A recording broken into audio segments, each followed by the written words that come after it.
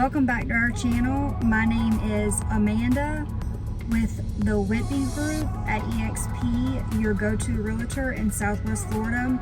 Today's topic is one that's on the minds of many: the cost of living in Cape Coral. If you're thinking about moving to the Sunshine State or just curious about the living expenses here, you've come to the right place. We're going to dive deep into housing costs, utilities, everyday costs, so that you can make an informed decision. But before we get started, hit that subscribe button and ring the notification bell so you don't miss out on any of our insights into this incredible area.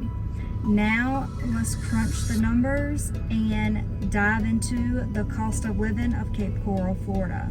So for starters, you can go to the website forbes.advisor.com, and they have a calculator where you can put your current city and then select Cape Coral for the city you're moving to, and it'll break down all the expenses and how they differ from where you currently are. And also, through all of the expenses we go through, I am using the scale from bestplaces.com, and they base the national average at 100. So if it's 101, 110, 120, that means that Cape Coral would score above the national average.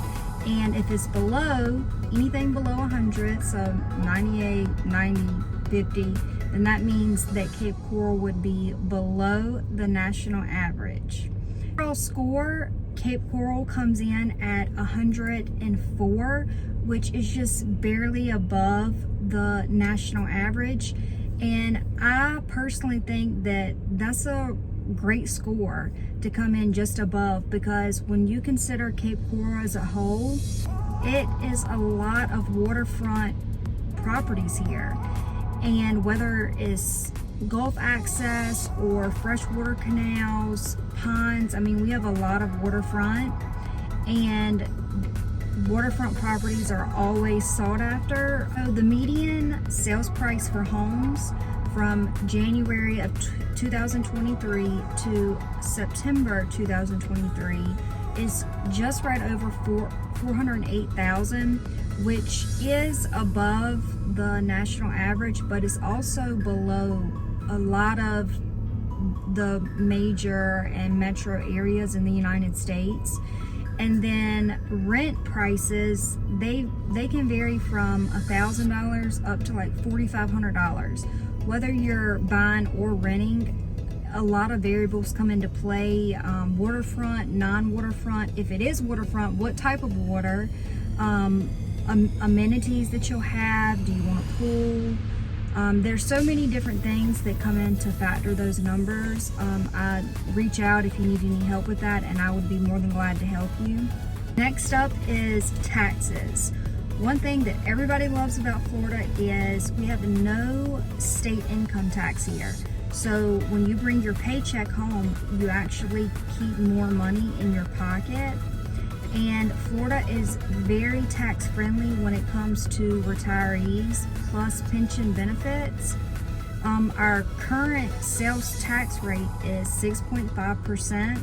And as far as your home, if your house in Florida is your primary residence, we have something called homestead tax exemptions, and that can give you a $50,000 or more like break on your taxes, your property taxes. And also we tend to have a lower property tax here. Florida is also really great about doing like tax savings. We just did a hurricane preparedness tax savings and back to school. I also know we had a tool tax savings and like energy efficient appliances. So there's always different things like that going on that Florida does. So for the utilities, Cape Coral comes in at 98.6, which is just below the national average, and Florida as a whole is 101.3. So the state comes in above, but here in Cape Coral we are under the national average for our utilities. And from my research, like your energy light bill, they tend to run around average between like 170, 180. That can go up or down, and it really depends on a lot of factors. You're obviously going to have AC pumping in the summer months.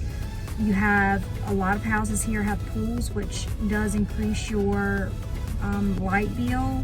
And if you have a pool heater in the winter months, that'll also affect that bill. For groceries, Cape Coral comes in at 105, so that is a little bit above the national average. And Florida as a state is like a 102.5, so still a little bit above it. But I personally think that here in Cape Coral, we have the everyday options, you know, for savings on groceries like Walmart and Aldi and places like that. But one thing that I think makes ours higher is we do have a lot of like farmers market and a lot of like organic options here, which a lot of people here do tend to go towards. So when you're buying healthier and more organic, the prices are a little bit higher. For the transportation, gas right now is running at about $3.30 a gallon. And as far as insurance is definitely higher than the national average in Florida. And this also, a lot of different factors go into car insurance, your type of car, your driving history, etc. But the average here is about $2,000 a year. A little bit above it, I think it was like $2,032. We also have public transportation, which is about $1.50 per ride. But you can also do like monthly passes for that, and they have a senior discount. And also it's like certain ages or heights of children get free rides. And also when you're coming into Cape Coral from like Fort Myers, there is a toll when you come over the bridges. There's one bridge that's no tolls, but then some of them do have tolls. And if you just go through and they run your license plate, it currently costs $5, and they'll just send you the bill right to your house. But you can also go on their website and prepay, get a pass, and it would only cost you $2. And that's if you have like a regular 2-axle car. So for our health insurance, we are above the national average. And from my research, I definitely think that that is because we have a large population of like retirees, and the older you are, the higher premiums that you have for insurance. That's the only reason I could come up with us having a higher than average score for health insurance, because us as a family, we have a great insurance plan, and our visits and medicines don't cost very much. But the average doctor appointment here is around like $131. Dentist visits are around like $112. Eye visits are like $98. So for childcare, cost about, the annual average is about a little bit over $7,200 a year. And if you hired a nanny by the hour, they average about $13.82 here. And our child care is 42% below the national average. There's so many different things that I could cover for entertainment. For starters though, there is so many things to do here that are basically free other than gas to get you there and home. So many different beaches to explore. There's tons of different free parks to go to, and each of them have, you know, different things to do and see there. There's all kinds of walking trails, bike trails, paddle boarding. There's so many things you can do for free.